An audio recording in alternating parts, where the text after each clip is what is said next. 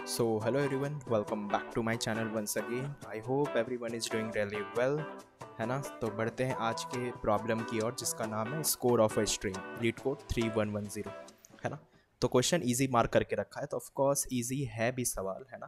पहली बार लगता है मुझे कि इन्हें इजी एक्चुअल इजी लग रहा है मुझे, क्योंकि जनरली इनके क्वेश्चन थोड़ी इजी का कोई कभी कभी ऐसा होता है कि वो मीडियम लेवल का सवाल बन जाता है एक्सप्लेन कराते कराते। बट स्टिल ये बड़ा प्रॉपर इजी है ना? शायद मुझे लगता है वीकेंड्स की वजह से लीड कोड वालों ने ऐसा बना के दिया है कि हम भी इंजॉय कर सकें और वो भी साथ में, है ना? तो चलो बढ़ते हैं प्रॉब्लम की ओर। क्वेश्चन कह रहा है कि you are given a string s, okay. The score of a string is defined as the sum of the absolute difference between the ASCII values of adjacent characters. मतलब कि हमारे पास कुछ वर्ड दे रखी है, उस हमें स्कोर निकालना है उस पर्टिकुलर वर्ड की, है ना? जो स्ट्रिंग दे रखी होगी उस पर्टिकुलर स्ट्रिंग की हमें स्कोर निकालनी है। अब स्कोर कैसे निकालेंगे? तो जो हमारे करेक्टर्स होंगे, तो अगल बगल के करेक्टर्स के एडजेसेंट जो होगा एडजेसेंट करेक्टर, तो उनके बीच का एब्सोल्यूट डिफरेंस हमें निकालते हुए ऐड करके चलना है। जैसे कि इनका एग्जाम्पल अगर हम ध्यान से देखें तो इनने दे रखा है हेलो, है ना? तो ऑफ कोर्स इनने उसकी ASCII वैल्यूज हमें ऑलरेडी दे रखी है, तो हमें याद करने की ज़रूरत नहीं है इसको, है ना? कोई नीड नहीं है, बस हमें ये पता होना चाहिए कहाँ से स्टार्ट होती है। बस ये हमें कभी कभी ध्यान में रखना चाहिए कि जैसे ए की वैल्यू कहाँ से स्टार्ट होती है स्काई के अंदर, है ना? कैपिटल ए, और वो बाकी तो जेड तक खुद ही निकाल लोगे आप। तो जैसे इनने दे रखा है, तो ये इन इतने ही वर्ड्स हैं हमारे पास, है ना? 4 लेटर्स हैं, तो 4 लेटर्स के स्काई इनने दे रखा है। अब जैसा कि हमारे पास वर्ड है हेलो, तो सिंपल हम क्या करेंगे, इसके अंदर आइट्रेट करेंगे, है ना? अपने स्ट्रिंग के अंदर आइट्रेट करेंगे, और जैसे एक एक हमारा जो पेयर बनता जाएगा, जैसे जो हमारा हेलो है ना? एक ऐसा सा बनेगा, एक ऐसा सा बनेगा, एक ऐसा सा बनेगा, और फाइनली एक ऐसा सा बनेगा, है ना? तो हम जो आइट्रेट करेंगे ना, वो कहाँ तक करेंगे? हम स्टार्ट तो करेंगे ज़ीरो से, लेकिन लास्ट हम यहीं तक आइट्रेट करेंगे, है ना? ओ को इंक्लूड नहीं करेंगे क्योंकि वो पेयर में ले रहा है ना? तो ओ के बाद वाले को तो इंक्लूड करेंगे नहीं, है ही नहीं कोई वहाँ पे।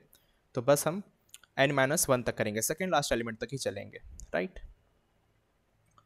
तो अब हम जैसे आस्काई अब एब्सोल्यूट वैल्यू कैसे कैलकुलेट करते हैं, तो ऑफ कोर्स अब आप इतने सॉल्यूशंस कर चुके होगे मेरे साथ, तो ये तो पता ही होगा।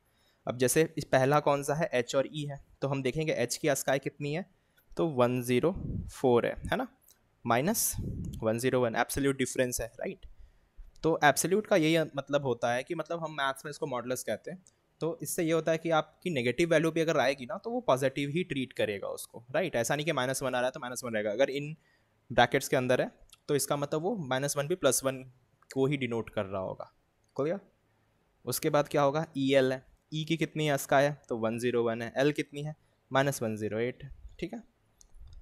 सिमिलरली अब कौन सा बचा, एल एल है, तो ये तो ज़ीरो ही हो गया एक तरह से, है ना? 108 -108, ठीक है? और लास्ट हमारे पास क्या हो गया, एल ओ, तो 108 -111, राइट? तो सिंपली इसका जो सम आएगा वो कितना हो जाएगा, ये हो गया 3, ये हो गया 7, ये हो गया 0, ये हो गया 3, तो 13। और यही हमारा आउटपुट भी है, इन्हें ऑलरेडी वैसे कर रखा है, ठीक है?